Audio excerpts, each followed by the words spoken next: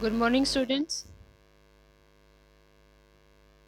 Last time हमने ninth 2.5 का second chapter हम कर रहे थे। 2.5 का नाइन्थ क्वेश्चन तक हमने लगभग क्वेश्चन कर लिए थे। तो आज हम करेंगे 10th क्वेश्चन से स्टार्ट।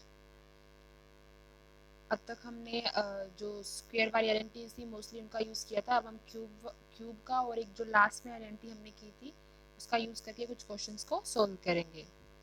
सो 10th क्वेश्चन देखते हैं। 10th क्वेश्चन में दिया हुआ है कि फैक्टराइज करो 27 y³ प्लस 125 z³ को। इसको हमको क्या करना है, फैक्टराइज करना है। तो फर्स्ट ऑफ ऑल तो आपको क्वेश्चन को देख के ये गेस करना है या कैसे लगाना है अंदाजा कि कौन सी आइडेंटिटी हम इसमें यूज कर सकते हैं। देखो फर्स्ट टर्म का क्यूब है, सेकंड टर्म का भी क्यूब है, ठीक है। तो आइडेंटिटी कौन सी, ये जो नाइन्थ क्वेश्चन हमने प्रूव किया था वहां भी थी, और जब आइडेंटिटीज मैंने लिखवाई थी तो वहां भी लिखवाई हुई है कि a प्लस बी का क्यूब हो तो होती है a³ plus b³ plus 3ab into a plus B. और जब दोनों का अलग अलग क्यूब हो तो अलग आइडेंटिटी होती है। अलग आइडेंटिटी क्या होती है, जब x³ प्लस y³ हो तो उसके लिए हमारे पास आइडेंटिटी रहती है x plus y into x square minus x y plus y square. तो उसी को हम यूज करेंगे। बट सिंस वो एक्स वाई के लिए होती है तो हमें अपने एक्स वाई को यहाँ पे आइडेंटिफाई करना पड़ेगा, क्या हमारा एक्स रहेगा क्या हमारा वाई रहेगा। तो यहाँ पर देखो 27 y³ है। 27 किसका क्यूब होता है, क्योंकि हमको क्यूब में लिखना है तो क्यूब में लिखेंगे। 27 किसका क्यूब होता है, 3 का होता है। और 125 किसका क्यूब होता है, 5 का होता है। जैसे ये पता चल गया हमारे पास, फिर हमें आइडिया आ जाएगा कि कौन सी आइडेंटिटी यूज करनी है, ठीक है। तो यहाँ पे हमने लिखा 27y³ को 3y का क्यूब प्लस 125 को लिखा है 5z का क्यूब। और फिर a³ प्लस b³ या फिर x³ प्लस y³ की जो आइडेंटिटी थी वो हम लगा देंगे, एक्स वाई की वैल्यूज को इसके अंदर पुट कर देंगे तो हमारे पास इसके फैक्टर आ जाएंगे दो, ठीक है। हमें क्या करना है, फैक्टराइज ही करना था। तो हमें यहाँ से क्या मिल गए, इसके दो फैक्टर्स मिल गए जिनको हमने यहाँ पे लिख दिया है। तो x प्लस वाई है तो 3y प्लस 5z और into x square minus x y plus y square है। तो एक्स स्क्र यानी कि 3y का square 9y square minus x y यानी कि 3y multiply 5z which is equals to 15z y plus y square है तो यानी कि 5z का square which is 25z square. तो ठीक है, सिर्फ इस क्वेश्चन में इतना ही करना था, यहाँ तक ही छोड़ दोगे, आगे नहीं करना है। तो इतना ही आपको फैक्टराइज करना था, आप सिर्फ आइडेंटिटी का यूज करोगे, इसको सोल्व कर दोगे। तो उसके बाद 11th क्वेश्चन में दिया हुआ है फैक्टराइज ही करना है सेम, लेकिन स्टेटमेंट जो है थोड़ी सी अलग है। देखो ऊपर वाले में क्या थे, वेरिएबल दो थे तो हमने a³ b³ वाली आइडेंटिटी का यूज किया। अब जो क्वेश्चन दिया हुआ है 11th, इसमें तीन वेरिएबल है, एक्स वाई और जेड। तीन वेरिएबल का हमने कौन सा फॉर्मूला पढ़ा है, स्क्वायर में एक फॉर्मूला पढ़ा था a प्लस बी प्लस सी पूरे का स्क्वायर का, और क्यूब में हमने एक फॉर्मूला पढ़ा था, वो क्या था, फॉर्मूला मीन्स आइडेंटिटी पढ़ी थी, वो क्या थी, x³ ये जो हमने नीचे लिखी हुई है x³, देखो x³ plus y³ plus z³ minus 3xy which is equals to x plus y plus z multiply x square plus y square plus z square minus x y minus y z minus z x. अब जब हमें इसको factorise करना है तो हम cube वाली identity का यूज करेंगे जिसमें तीन वेरिएबल हो, तो उससे सिर्फ हमारी एक ही आइडेंटिटी मैच करती है, वो है ये वाली। तो इसको फैक्टराइज करने के लिए हम इस आइडेंटिटी का देखते हैं कैसे यूज कर सकते हैं। अब देखो हमारे पास जो आइडेंटिटी है उसके लेफ्ट हैंड साइड में क्या लिखा हुआ है, x³ प्लस y³ z³, मतलब तीन टर्म्स होनी चाहिए क्यूब वाली, और माइनस में एक्स वाई जेड की मल्टीप्लाई, ऐसी तीन टर्म्स की आपस में मल्टीप्लाई होनी चाहिए और 3 से मल्टीप्लाई होना चाहिए। अब देखो जो फर्स्ट टर्म है, क्या वो क्यूब है, कंप्लीट क्यूब है, वो नंबर नहीं है, 27 नहीं है, तो हम 27 को क्या लिख लेंगे, थ्री का क्यूब होता है ना 27, तो 27x को क्या लिख, क्यूब पे क्या लिख लेंगे, 3x पूरे का क्यूब प्लस y³ वो तो ठीक है, कंप्लीट क्यूब ही है ये, तो y³ को as it is y³ z³ को एज इट इज z³। उसके बाद हमारे पास अगर इसको कंपेयर करें तो x को किससे रिप्लेस किया है हमने, 3x से रिप्लेस किया है। तो वैसे ही मल्टीप्लाई में 3x वाई जेड की जगह हम क्या लिख सकते हैं, यहाँ पे 3 multiply 3x multiply y multiply Z, ये हमारा x की वैल्यू है, y की वैल्यू है, z की वैल्यू है। फिर आप इसको a b c लिख सकते हो, ये a की वैल्यू है, b की वैल्यू है, c की वैल्यू है, 3 से मल्टीप्लाई भी है, और मेन बात यहाँ पे माइनस का साइन भी है, तो पूरा का पूरा मैच कर रहा है। इस आइडेंटिटी को यूज करने के लिए हमें जो जो भी चाहिए हमारे पास सब कुछ है, ठीक है। तो फैक्टराइज करने का मतलब क्या होता है, दो फैक्टर में या तीन फैक्टर में इसको डिवाइड करना। तो लेफ्ट हैंड साइड हमने इसको ऑलमोस्ट मैच कर लिया है, हमारे पास कंपेयर ए बी सी या एक्स वाई जेड की वैल्यू भी आ गई है। तो उसको उठा के क्या रखोगे, जो राइट हैंड साइड में आपके पास आइडेंटिटी दी हुई है इसके अंदर पुट कर दोगे बस, और फिर ये क्या हो जाएगा, डायरेक्ट फैक्टराइजेशन हो जाएगा इसका। एक्स की वैल्यू है हमारे पास 3x, वाई की वैल्यू है वाई, जेड की वैल्यू जेड ही है, तो इस फॉर्मूले में जब आप पुट करोगे तो हमारे पास कितना आएगा, 3x plus y plus z multiply ऊपर वाले फॉर्मूले में पुट करोगे तो 3x का स्क्वायर यानी कि 9x का square plus y square plus z square minus 3xy यानी कि फर्स्ट एलिमेंट और सेकंड एलिमेंट की मल्टीप्लाई माइनस फिर सेकंड एलिमेंट और थर्ड एलिमेंट की मल्टीप्लाई फिर माइनस फर्स्ट एलिमेंट और थर्ड एलिमेंट की मल्टीप्लिकेशन। ठीक है, तो कुछ नहीं, सिर्फ आइडेंटिटीज को यूज करते जाना है। सारे क्वेश्चन इस तरह से, इनमें ऐसा कुछ नहीं है, सिर्फ आपको मल्टीप्लाई करना आना चाहिए, एडिशन करना आना चाहिए और आइडेंटिटी कौन सी यूज करनी है ये पता होना चाहिए। So this is how it factorises, भी सिर्फ आपको आइडेंटिफाई करना कि कौन सी आइडेंटिटी यूज करनी है। यहाँ पे हमने इस आइडेंटिटी को यूज किया, एक्स वाई जेड की वैल्यू को आइडेंटिफाई किया कि क्या लेंगे, कैसे इससे मैच करेंगे, तो हमारे पास वैल्यूज आई, वो मैच कर रही थी, सिंबल्स प्लस माइनस भी सब मैच कर रहे थे, तो हमने उसको अरेंज किया, अरेंज करने के बाद हमने आइडेंटिटी का यूज किया और वैल्यूज को पुट कर दिया। So this is how we get the factors. उसके बाद नेक्स्ट जो क्वेश्चन है आपका 12 क्वेश्चन। ओके, 12 क्वेश्चन में ये दिया हुआ है कि वेरीफाई करो x cube plus y cube plus z cube minus 3xy z is equals to 1/2 into x plus y plus z into x minus y का square plus y minus z का whole square plus z minus x का whole square. ये verify करना है आपको। अब देखो जो इसकी लेफ्ट हैंड साइड है वो तो हमारी आइडेंटिटी से मैच कर रही है ना, सेम। ये ऊपर लिखी हुई ना identity x cube y cube z cube minus 3xy z वाली आइडेंटिटी से सेम मैच करिए लेफ्ट हैंड साइड। तो यानी कि अगर हम राइट हैंड साइड को ऊपर वाली आइडेंटिटी की राइट हैंड साइड के इक्वल प्रूव कर दें तो ये बिल्कुल इक्वल हो जाएंगे। ऐसे होता है ना, लाइक कि अगर आपके पास दो नंबर है,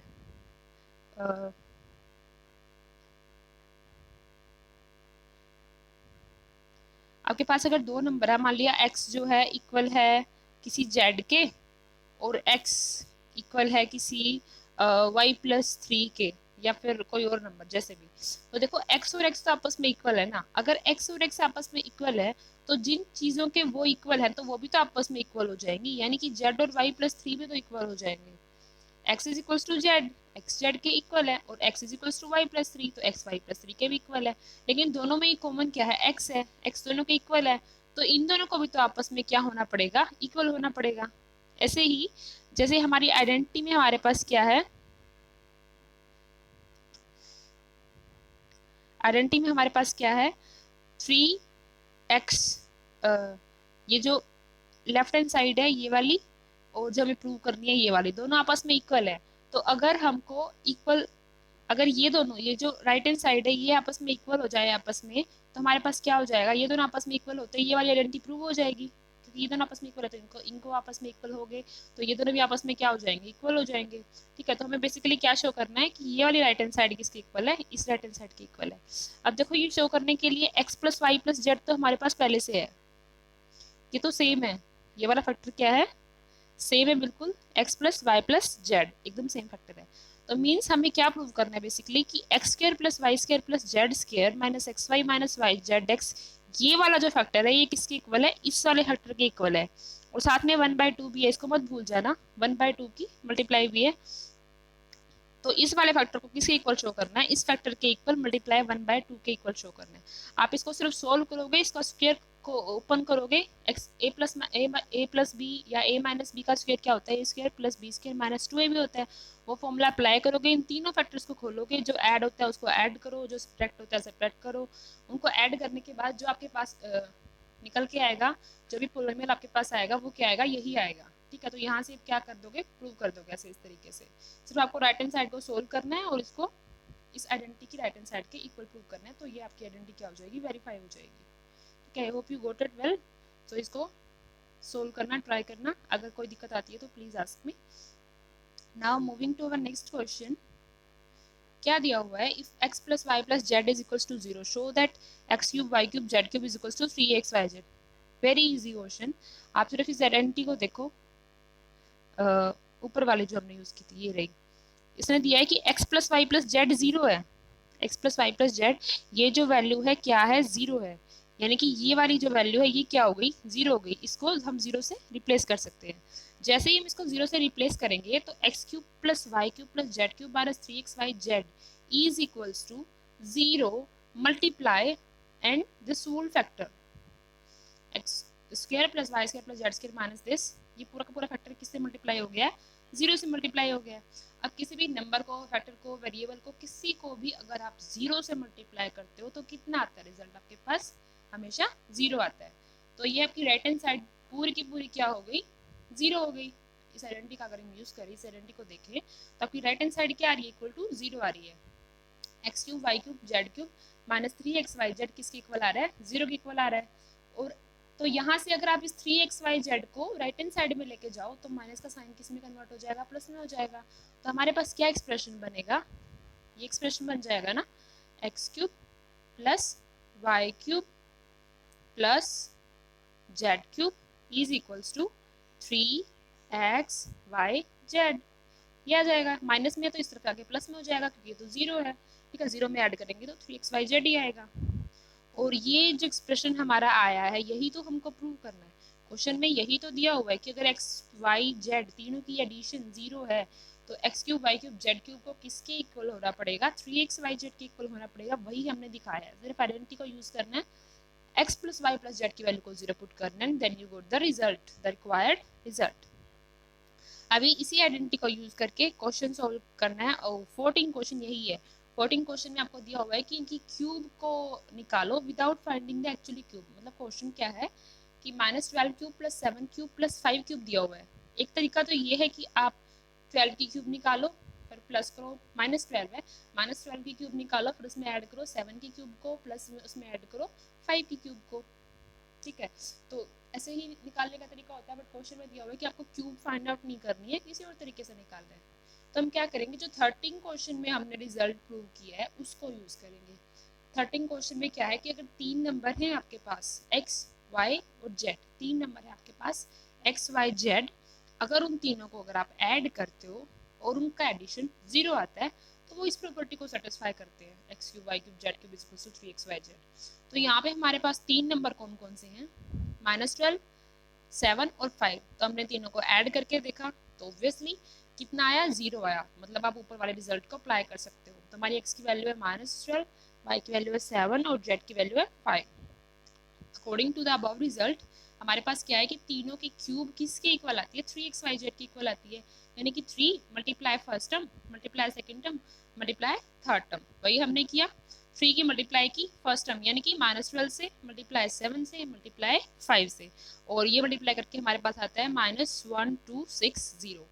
ठीक है, दिस इज द आंसर। अब देखो, एक तो इसका तीनों का अलग अलग से क्यूब निकालोगे, 12 को 12 से मल्टीप्लाई करोगे 144, उसको 12 से करोगे, ऐसे ही 7 की 7 से करोगे, फिर उनको ऐड करोगे, स्प्रेड करोगे। तो इट इज क्वाइट इजी ना कि आप छोटे छोटे नंबर्स की सिर्फ इन 3 नंबर्स की 3 से मल्टीप्लाई कर दो, आपस से मल्टीप्लाई कर दो। This become easy by using this property. ठीक है, that's why this is given like that.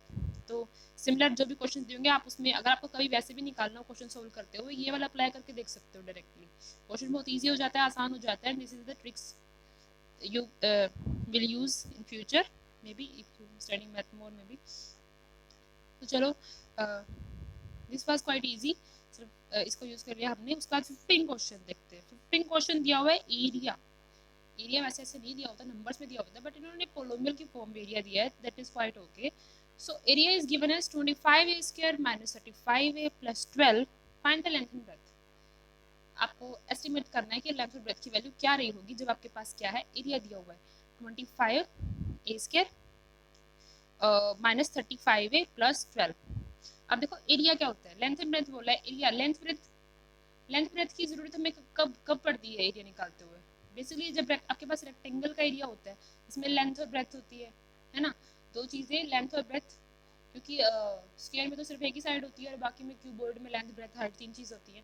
Length breadth निकालती है, मतलब ये रेक्टेंगल का क्वेश्चन में दिया हुआ है कि रेक्टेंगल का एरिया ये। तो रेक्टेंगल का जो एरिया होता है वो किसके इक्वल होता है? लेंथ इंटू ब्रेथ के इक्वल होता है।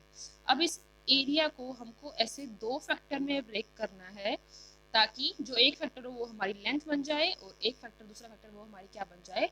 ब्रेथ बन जाए। अब हमें जो दिया हुआ है यहाँ पे वो है 25 स्क्वायर माइनस 35 है 12। अगर आप इसको पोलोमियल को ध्यान से देखो तो ये किस वेरिएबल में है? ए वेरिएबल में है। हम एक्स वाई पढ़ते हैं, ए भी वेरिएबल हो सकता है, कोई दिक्कत नहीं है। A b c d x y z anything can be a variable. So a यहाँ पे वेरिएबल है और ए की जो पावर है ए स्क्वायर है, देन ए है, देन कांस्टेंट टर्म। हमें पता है कि जो टर्म्स होती है ना, ए स्क्वायर एक्स, ओ a x square plus b x plus c, इस टाइप की जो टर्म होती थी वो क्या होते थे, हमारे क्वाड्रेटिक पोलिनोमियल होते थे जिनकी डिग्री 2 होती थी। यहाँ पे ये जो पोलिनोमियल गिवन है इसकी डिग्री भी क्या है, 2 है, ठीक है, क्योंकि 25a² ए की डिग्री ए की पावर कितनी है, 2 है। सो this is the quadratic polynomial. और क्वाड्रेटिक पोलिनोमियल को अगर हमको क्या करना है, फैक्टर में ब्रेक करना है, पोलिनोमियल्स को फैक्टर में ब्रेक करते थे ना, उनका फैक्टराइजेशन करते थे। और क्वाड्रेटिक पोलिनोमियल के तो हमने अच्छे से किया है, क्या किया, splitting the middle term method किया था हमने क्वाड्रेटिक पोलिनोमियल को फैक्टराइज करने के लिए। तो वही मेथड हम इसमें यूज करेंगे। जो 35 है ए है, हमें दो नंबर ऐसे ढूंढने होते हैं जिनकी मल्टीप्लिकेशन 25 मल्टीप्लाई 12 के इक्वल आए और जिनकी एडिशन कितनी आए, 35a आए। तो ये क्वेश्चन आपके लिए छोड़ दिया, इसको क्या करना है, फैक्टराइज करना है आपको, जैसे 2.4 में हमने किया था, ठीक है। ऐसे दो नंबर ढूंढने हैं, फिर ऐसे दो नंबर मिल जाएंगे, फिर ये फैक्टराइज हो जाएंगे, आपके पास क्या आ जाएगा, आपके पास कुछ दो फैक्टर्स आ जाएंगे, किस तरह के, ऐसे दो फैक्टर बन जाएंगे, इसके फैक्टराइजेशन तो होगा इसका। तो दो फैक्टर जब आपके पास आ जाएंगे तो एक क्या बन जाएगा, लेंथ, एक क्या हो जाएगा, ब्रेथ। किसी को भी लेंथ बनाओ, किसी को ब्रेथ बनाओ, फर्क नहीं पड़ रहा है यहाँ पे। तो दो फैक्टर जो आएंगे, एक क्या बन जाएगा लेंथ, एक क्या बन जाएगा ब्रेथ। दो फैक्टर ही क्यों आएंगे, क्योंकि क्वाड्रेटिक पोलिनोमियल है, क्वाड्रेटिक पोलिनोमियल में क्या आते हैं, हमेशा दो ही फैक्टर आते हैं, क्यूबिक में कितने आते हैं, 3 आते हैं, ठीक है। तो दो फैक्टर आएंगे तो एक क्या बन जाएगा लेंथ, एक क्या बन जाएगा breadth. This is how we calculated. इसके बाद एक और क्वेश्चन दिया हुआ है 16 क्वेश्चन जो है वो उसमें वॉल्यूम दिया हुआ है और साइड्स बतानी है। क्यूबॉइड का वॉल्यूम दिया, क्यूबॉइड का वॉल्यूम क्या होता है, length into breadth into height. तो आपको उसको 3 फैक्टर में ब्रेक करना है। 3 फैक्टर में ब्रेक करने के लिए क्या तो उसका फैक्टराइजेशन करो, ठीक है। फैक्टराइजेशन कैसे करते थे, जैसे भी पहले एक रूट को फाइंड आउट करते थे, बाकी जब वो क्वाड्रेटिक में कन्वर्ट हो जाती थी फिर उसके दोबारा splitting the middle term method use करते थे। या फिर कुछ क्वेश्चन इजी होंगे उसमें आपको ब्रेक करने की जरूरत नहीं पड़ेगी, सिर्फ आपको चीज़ें कॉमन लेनी होगी, किसी भी तरीके से उसको 3 पार्ट्स में अलग अलग ब्रेक करना है। तो अब आप ट्राई करना एक बारी, या वो आपके लिए छोड़ा है दैट टू, क्योंकि हम कर चुके हैं क्यूबिक पोलिनोमियल को फैक्टराइज करने का method. So this is all for today and ये एक्सरसाइज मेरी तरफ से हो गई है आपकी कंप्लीट। तो आप भी इसको कर लेना ट्राई, सारे के सारे क्वेश्चंस। जिस क्वेश्चन में आपको दिक्कत आती है वो प्लीज़ पूछ लेना, दिखा देना एक बारी कैसे कर रहे हो कैसे नहीं कर रहे हो। सो this is all for today, thank you so much, have a good day.